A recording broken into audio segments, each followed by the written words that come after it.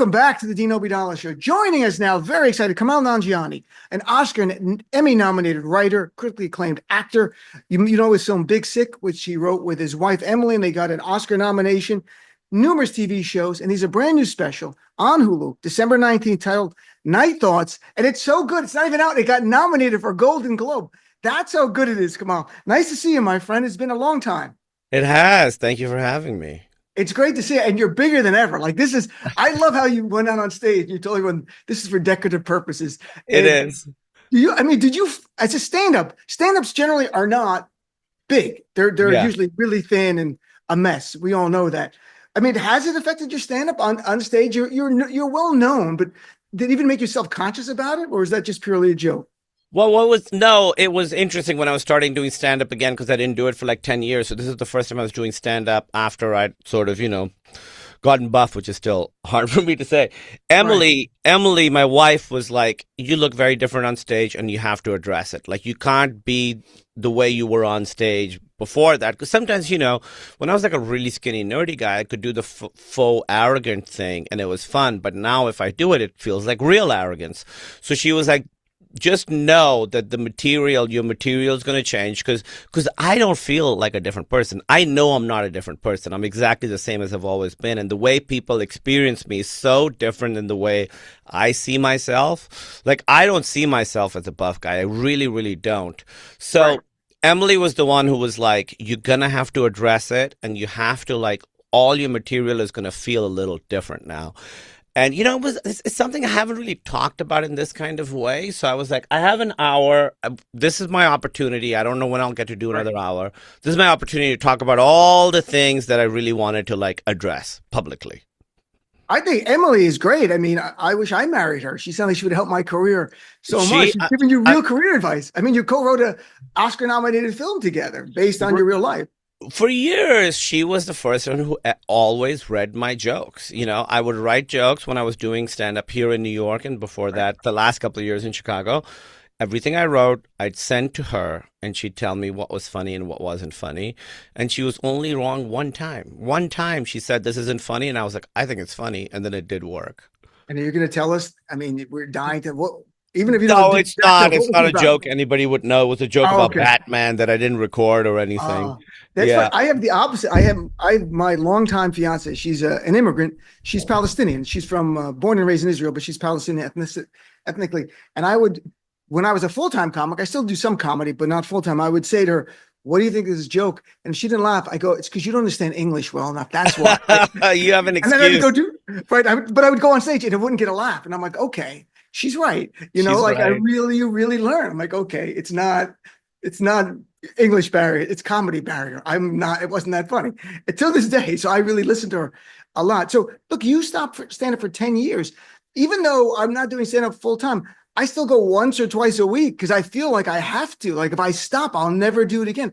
What was the challenge like after 10 years to go back on stage? Plus, after all the success on TV and film. Yeah, I mean that's what it was. Was psyched. I'd psyched myself out. I was so intimidated by going back on stage, and I was like, and now people know me. So if I go up and bomb, they're like, "Oh, this guy. He's just like we thought he was funny, but he's not." And so I just felt like for me the bar was higher, and also I was just like really, really scared to go back on stage. Like I would think back on like my New York days. I was in New York for like 2.5 years. Right. And that was when I feel like in my entire career, that's when I felt the best about my stand up. I was writing all the time, I was going up all the time. Every joke I was writing was really working. I'd like figured out my voice. I spent 6 years in Chicago. As soon as I landed in New York, suddenly I was like, oh, I now understand what I'm like on stage. And I understand how to Hmm. write to that. I understand what's funny coming out of my face. And so those 2.5 years, I remember having this feeling of like, I can go up in front of any audience and do well. And I remember thinking that. And now, when I was starting up again, thinking back on that and going, that feels like a different person. I cannot imagine having that kind of confidence about this thing that now is absolutely terrifying to me. And so it was the when I was, this was in the actor writer strike where I was like, okay, I'm creatively frustrated. I gotta try something. I gotta see Hmm. if I still enjoy stand up. But I was like, if I just do one set, it's my first set in 10 years, I'm gonna bomb. I set up 7 shows for myself. I was like, over Okay. 2 weeks, I'm going to do every one of these shows, no matter how poorly they go. I'm going to do them all. And then by the end, at the end of 2 weeks, I'll look back and decide if I still like doing stand up. And then the seventh show felt pretty good. It felt a little bit like old times. And I was like, okay, I think I can like this. But what was interesting was the first 2 weeks back, I did pretty well. And then the next few weeks, I didn't do well. Because in the Wow. beginning, I was nervous. So I felt more present. And I think the audience hadn't seen me in a while. So they were excited to see me. So that went well. But as I got more comfortable on stage, the audience reaction got worse. They weren't laughing as much. And so I had to figure that out. And again, I realized that as I was getting comfortable on stage, I was defaulting to my delivery from 10 years ago. And I was like, I'm a different person now. It's feeling fake to me and it's Ah. feeling fake to the audience. And so then I was like, okay, I have to go out on stage and really try and like not be beholden to how I'm doing with the crowd. Just go out, lean back, see what comes out, and then you'll figure out who you are on stage now. And that really worked. But I figured out the performance before I figured out the writing. It took me a while to remember how to write stand up. That had completely gone away. That's interesting. When you were doing these early shows, were they billed as "Come see Kumail Nanjiani," or were No. you doing a spot in a showcase format and just, oh, surprise, here's a guy from different TV shows and films, and you go on stage? Yeah, for the first few months, I'd never listed myself. I just was like a surprise guest. So that was, that was fun for the audience, at Right. least the ones who knew me, because I didn't want to have the pressure of like people going to be like, I'm going to go see Kumail do stand up, and then they watch me bum on stage. I didn't want that. Well, are you going to continue? So I'm chatting with Kumail Nanjiani about his new special on Hulu. Night Thoughts comes out December 19th. Like for this, will you continue to do stand up now? I know you're busy with a lot of other projects. You're going to be Murderers in the Building. Is that what it's called? Murders in. That already came out. Yeah, I already Oh, that did that. did. Yeah. Right. I mean, Yeah. like you're always working on stuff. Yeah, I'm trying to. I'm always trying to work on stuff. I want to keep it afloat. I don't want to have another 10 years where I don't do it. I want to be like you, where I do it often enough that I'm like, oh, I've still got this muscle. Like it's still Right. like kind of worked out.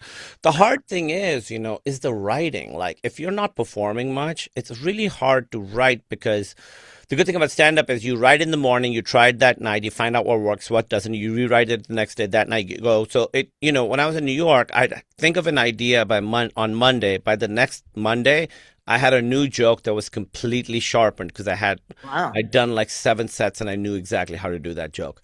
Right. Now, when you're just doing it here and there, it's very hard to get material to that place. And what happens is I'll write a story that's like a 3-4 minute story. It'll have like 3 laughs in it and I'll just abandon it. Where in the old days, I'd be like, okay, so there are 3 laughs. Now I need like another 10 in here.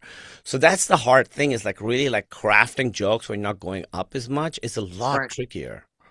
I agree. That's why I don't need to be funny. So I just enjoy going on stage. I just enjoy the attention of strangers. I'm like, oh, look, they're staring at me. This is kind of nice. And they're smiling. I watched Rami Youssef. He's developing new material. He did it in ways no one thinks of. He sold out Town Hall and had his notebook and he's writing new jokes for a tour at Town Hall, like in front of 1,300 people. Like See, nobody does that. I'm like, this is insane. But he I didn't care. would. But he's doing stand up all the time. So he's like, I don't care. And it was still really funny, but there were parts that were clearly in development. It was very Yeah, interesting. he was still working it out. I think it's the expectation of the audience, like once you go on the road, like I would not do that. I'd be too scared to do that. Like Right. once you go on the road, it has to feel like something approaching a real show. So when I started hitting the road, I did like theaters, but before that I did 4 weeks in a comedy club just to get the reps, like Thursday to Sunday, 7 shows in a weekend. Right. Because comedy clubs will sharpen your material. In a theater, they've paid more money. They're there to watch you. They're all facing the same direction. Comedy club, people are drinking, they're eating, there's so much distraction. That's what really, really sharpens your material, is keeping track of, the late night Friday show where everyone's drunk and tired and you still got to get them. That's what makes it good. But I think by the time I want to get to theaters, I want to at least feel like this is 70 to 80. Like nobody's going to feel cheated out of a show, It may not be the best show that I'm capable of doing, but it won't be a show that they regret coming to.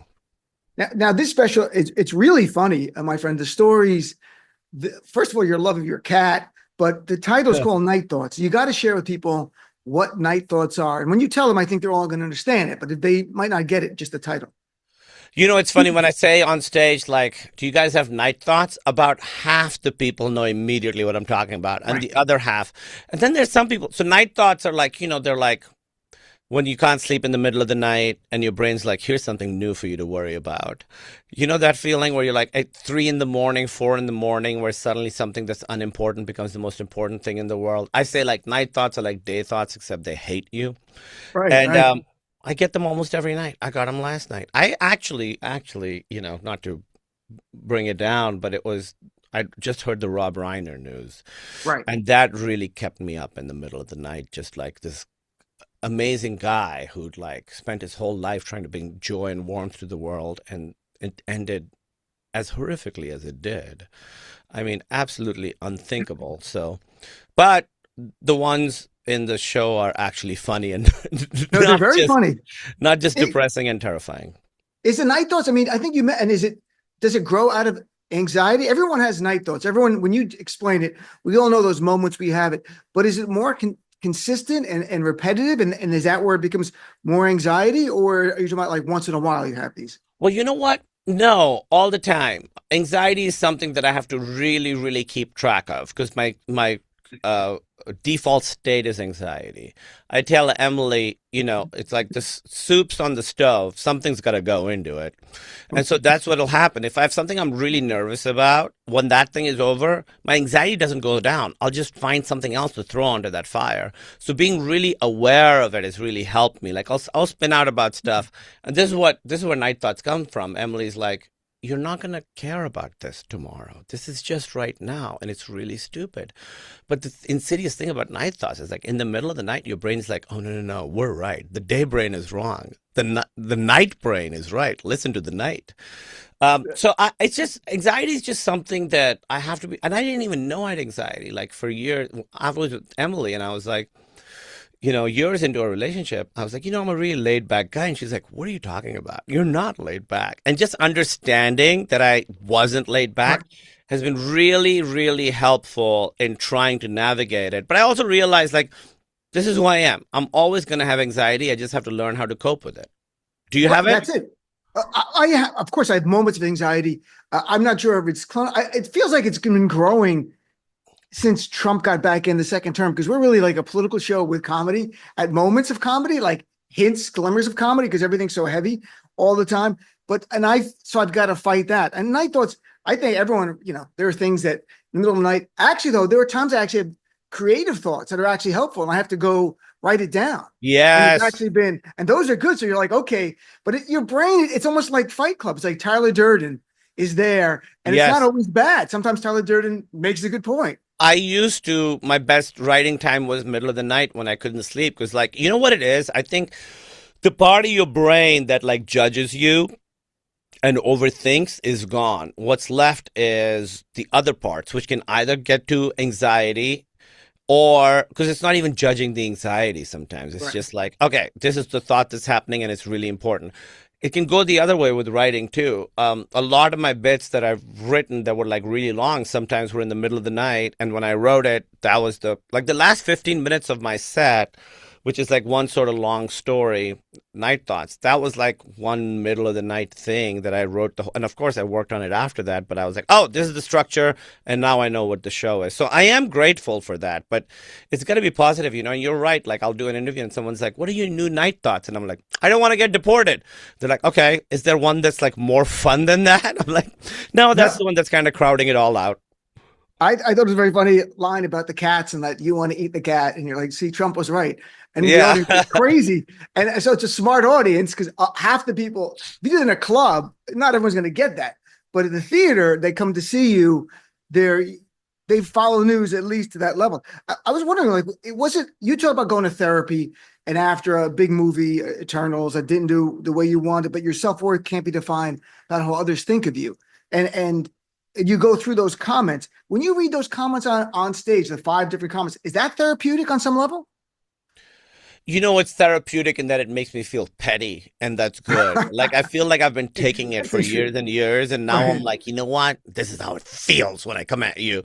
So it was very cathartic. I don't know if it's therapeutic, but it was cathartic. But also for me, it was like, and I say this in the special, I understand how lucky I am. I have a genuinely, genuinely great life, but I also am a very sensitive person, and I always have been. And for years, I tried to not be sensitive, and I've realized now this is what it is. My feelings get hurt all the time by people that I don't know. Like an Right. internet comment will like make me feel really sad, and Oh no. pretending like it doesn't isn't actually helpful. It's better for me to be like, all right, I read, like I say this to Emily, I'm like, I just read a comment and it made me sad, which is like, it's like so like stupid to say out loud, but it does help me. I just want to have like complete transparency about it.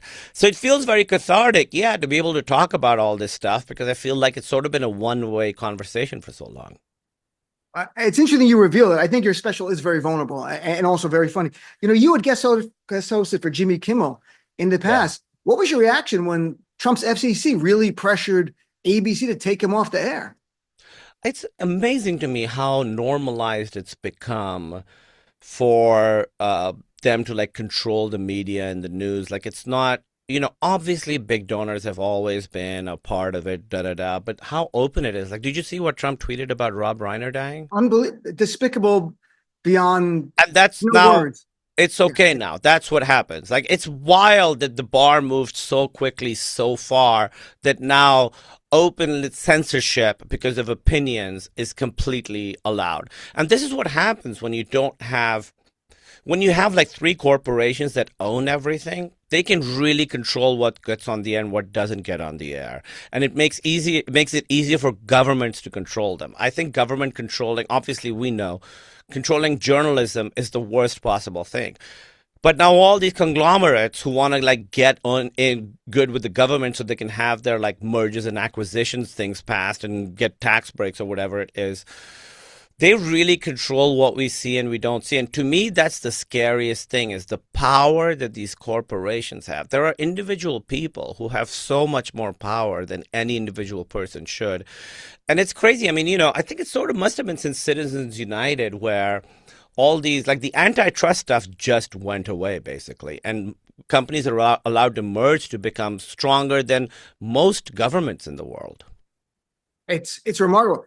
Last couple of things, I would chat with you longer, but you have a lot of interviews today. I'm chatting with Kumail Nanjiani. I mean, when you look at, has your comedy or any comedy been affected by friends, especially who are immigrants, in the term of Trump right now? What I'm getting at, we just had the New York Arab American Comedy Festival, which I still co-produce, our 22nd year. The first year ever, we had comics who are green card holders who didn't want their names on the flyers, were concerned Yeah. about being video of them doing jokes about Trump. Not that they're famous, but if someone just leaks it, it becomes, and they were really concerned about that. We've never, ever in 22 years, during Bush, the war on terror, we mocked Bush all the time. This was different, the first time ever. Yeah, 100%. I totally get it. My mom calls me all the time and is like, please don't say anything publicly because she's scared. We're a family of naturalized immigrants, and I think it is scary. I understand that those people were scared to like really speak their mind because we've seen repercussions. It's unbelievable. And last thing, your special concludes with the idea, shit is fucked up and you're going to be okay. I usually don't curse on my show much, but that's literally what we're allowed to curse. It's SiriusXM. But I'm just saying, so is it like it is effed up? Is it going to be okay? What do you think, Kamal? I think the only shot we have at having things be okay is if we stay strong together as a community. I think that's why I like have the audience repeat it. I say it to them a bunch, then I have them say it to me. Because to me, the most exciting thing about a show is, it's kind of like being at um a place of worship where it really feels like we're all in this moment together. To me, that's what was exciting about going to mosques or what Emily loved about going to church. And that's the feeling I wanted to create. Are we going to be okay? I hope so. I can't say 100% for certain we're going to be okay, but the only shot we have is if we all like bond together and support each other as a community. So that's the thing that gives me hope is we really, really, really have to be a society together. We have to be, and inshallah, it will be okay, right? I'll just throw a little Muslim Inshallah. word for everyone. Now that Zuron's here, everyone, I'm teaching everybody inshallah. It's good because they should know when Zuron says the buses are going to be free, inshallah, it's not happening. They should know what that means. So, all right, Kamal, nice seeing you, my friend. I hope it's more frequent. Anytime you have a project, please let us know. We'd love to have you on. I'd love to chat with you about it. And I wish you the best. And again, the special is Night Thoughts. It's on Hulu starting December 19th. Already a Golden Globe nomination. I'm not kidding. Last week was nominated. It's really funny. People enjoy it. Great seeing you, brother. I wish you the best. Thanks for having me.